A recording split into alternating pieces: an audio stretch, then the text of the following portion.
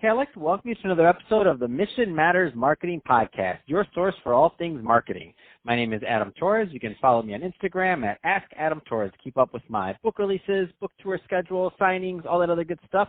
Always love to connect with you there. And as always, if you'd like to apply to become a co-author of one of my upcoming books, just head on over to the website, missionmatters.com, and click on Become an Author to apply. All right, so today I have Stu Swineford on the line, and he is the co-founder and CMO over at Relish Studio. Stu, welcome to the show. Hey, thanks for having me, Adam. It's really great to be here.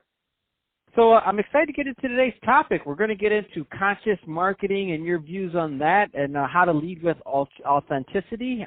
But before we do that, I want to go a little bit further into what you're doing over at Relish Studio. So first, tell us a little bit more about the company, please.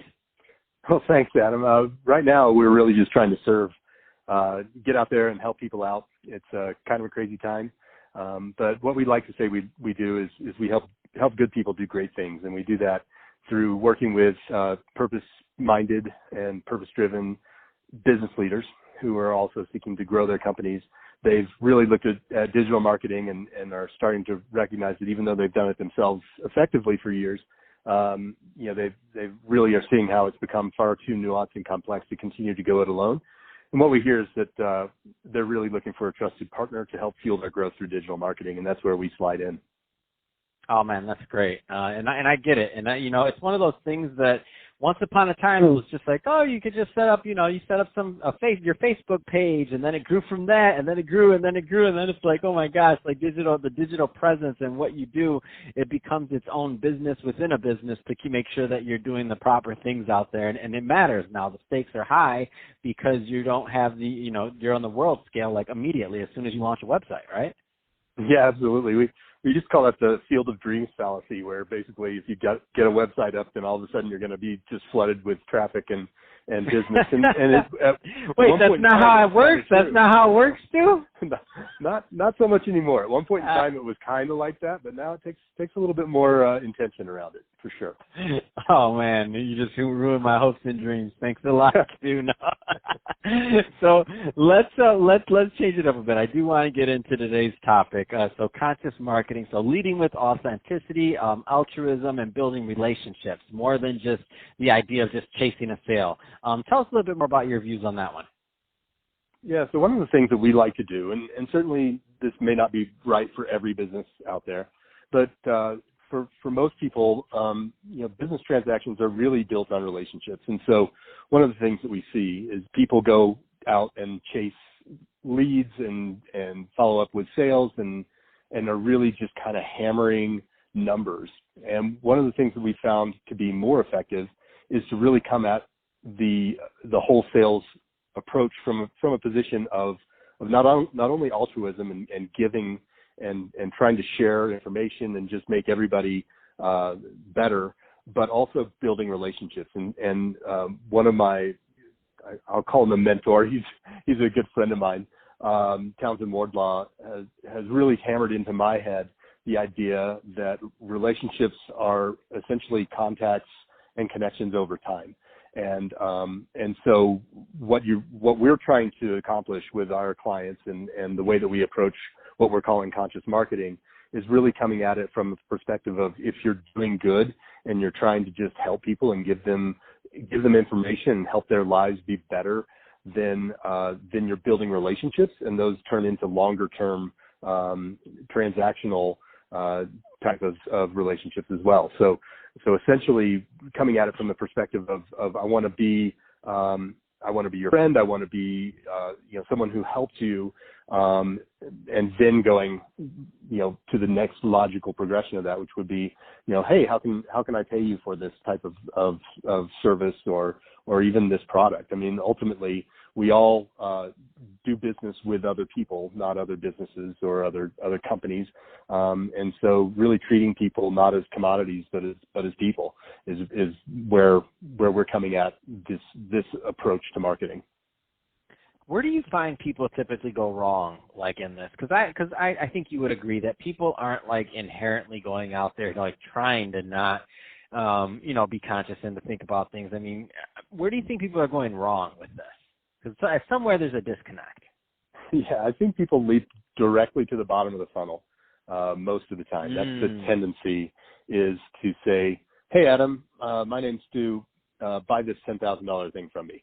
And, that's a shocking sort of proposition.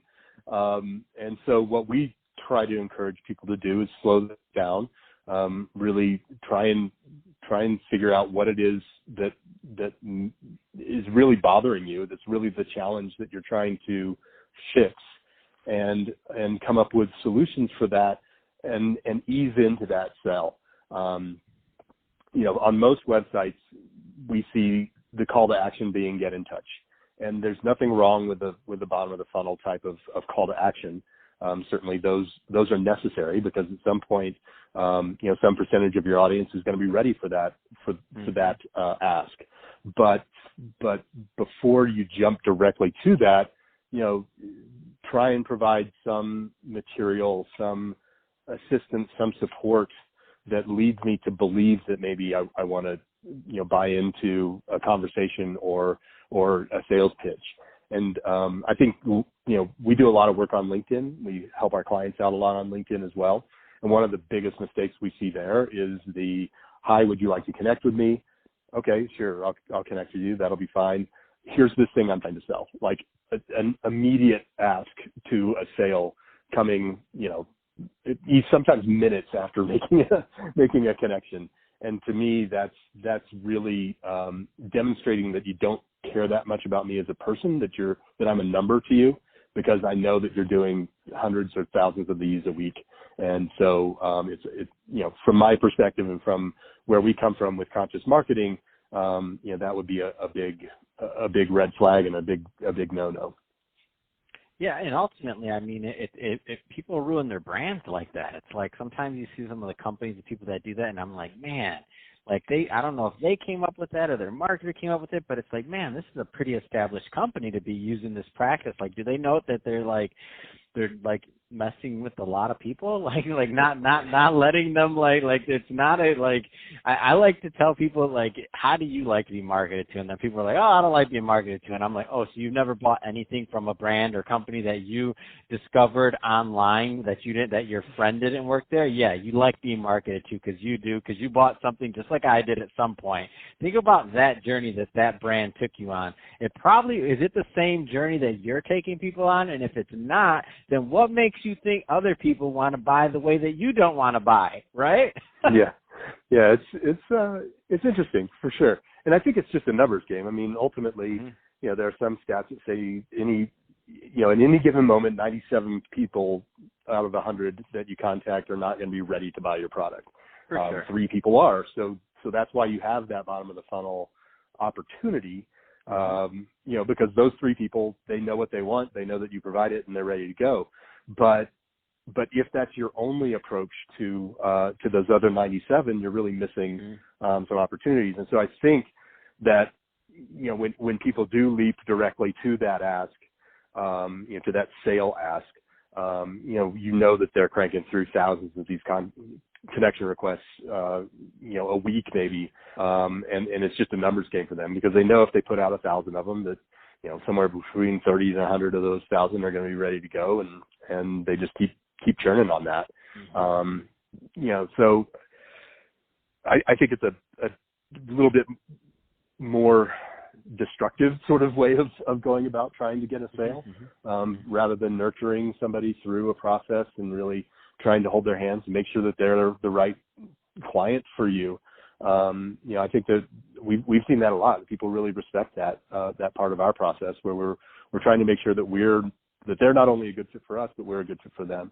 And so I think that's a pretty powerful way to try to do business. Man, that's awesome. So, Stu, if somebody's listening to this right now and they want more information or they want to connect on Relish Studio, what's the best way for them to reach out? Well, certainly they can always visit our website, which is just relishstudio.com, RELISH studio.com. I'm on LinkedIn at first initial last name, so S. Swineford, or they can just look me up. I think I'm probably the only Stu Swineford on the planet at this point. And yeah, we are also fairly active on Instagram, a little bit active on Facebook these days, but those are probably the two best ways to get in touch with me. Or they can just send me an email, Stu, S-T-U, @relishstudio.com. Awesome. Well, hey, Stu, really appreciate you coming on the show today and sharing more about all the great things you're doing over at Relish Studio and also your take on conscious marketing. So lots of tips and lots of nuggets in your insight today. And to the audience, as always, thank you for tuning in. Hope you got a lot of value out of this. If you did, don't forget to subscribe to the podcast.